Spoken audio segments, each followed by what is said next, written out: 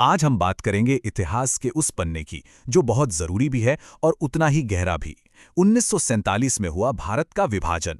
तो चलिए इसे समझने की कोशिश करते हैं। सोचिए, सालों का संघर्ष और फिर आखिरकार वो सुबह आ ही गई। वो सुबह जिसका इंतजार पूरे देश को था। भारत ने आजादी की सांस ली, लेकिन इस आजादी की एक बहुत बड़ी, बहुत भारी कीमत चुकानी पड़ी। ये जश्न अपने साथ एक ऐसा अंधेरा लेकर आया जिसकी किसी ने कल्पना भी नहीं की थी।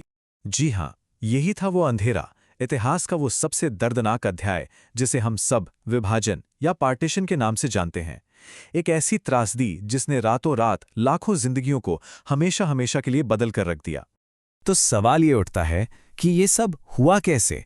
आखिर एक कलम के वार ने पूरे उपमहाद्वीप का नक्शा कैसे बदल दिया? देखिए, इसकी जड़ें थी अंग्रेज़ों के भारत छोड़ने की जल्दबाजी में और उस वक्त के सियासी माहौल में, जहां से दो राष्ट्र का सिद्धांत पनपा। सुनने में अजीब लगता है ना कि बस एक प्रशासनिक फैसला, एक लकीर और सब कुछ बदल गया। एक ब्रिटिश वकील थे, सिरिल रैडक्लिफ। मजे की बात यह है कि वो इससे पहले कभी भारत आए तक नहीं थे। उन्होंने ही नक्शे पर वो लाइन खींची थी जिसे आज हम रैडक्लिफ लाइन कहते हैं। पर जमीन पर उस एक लकीर ने करोड़ों लोगों की तकदीर, उनके घर, उनकी पहचान, सब कुछ हमेशा के लिए बदल दिया। और जो बात सबसे ज्यादा चौंकाती है वो ये है कि ये सब कितना अचानक हुआ। मतलब कल तक जो एक राष्ट्र था, आज वो दो हिस्से बन चुका था। जो लोग सदियों से एक दूसरे के पड़ोसी थे, वो रातों रात दो अलग अलग देशों के नागरिक बन गए। इसे एक सियासी फैसले ने जो तबाही मचाई, उसका अंदाजा लगाना भी मुश्किल है। इसका नतीजा था इतिहास का सबसे बड़ा पलायन, आंसुओं का एक समंदर। करीब करीब 1.5 करोड़ लोग अपने ही घरों से बेघर हो गए। और यहीं से इस कहानी का सबसे दर्दनाक हिस्सा शुरू होता है। बस एक पल के लिए सोचकर देखिए, जिस घर में पीढ़ियां गुजर गईं, जो जमीन अपनी थी, वो एक सुबह अचानक किसी और देश का हिस्सा बन जाए। यही वो हकीकत थी जिसका सामना लाखों लोगों को करना पड़ा। वो रातों रात अपने ही घरों में अजनबी और शरणार्थी बनकर रह गए। और फिर जो हुआ वो इंसानियत के लिए एक काला धब्बा है।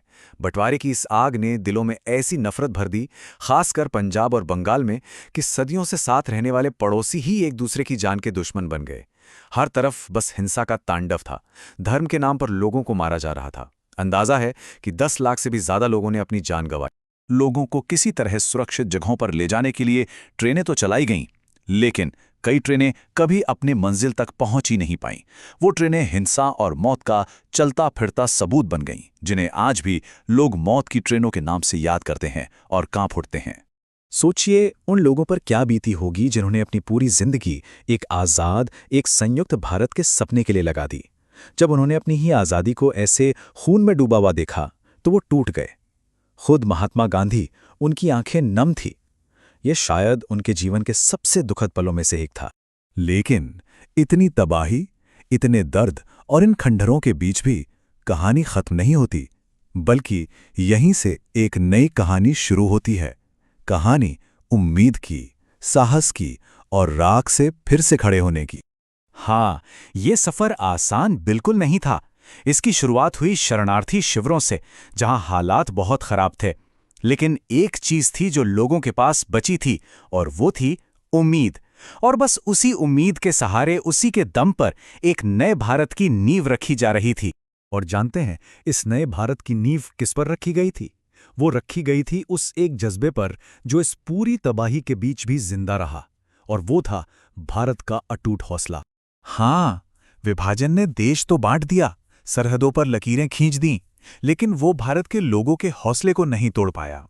दिलों में फिर से जीने की, एक नया भविष्य बनाने की जो चाह थी, जो जज्बा था, वो कायम रहा।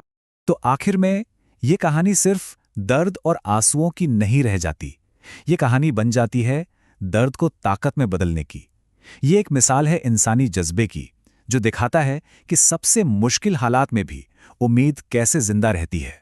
और जाते जाते एक सवाल छोड़ जाते हैं सोचने के लिए कि आखिर विभाजन की ये विरासत आज भी हमारे लिए क्यों मायने रखती है। इतिहास का ये पन्ना आज की पीढ़ी को क्या सिखाता है, और इसका असर हमारे आज पर और हमारे आने वाले कल पर कैसे पड़ता है।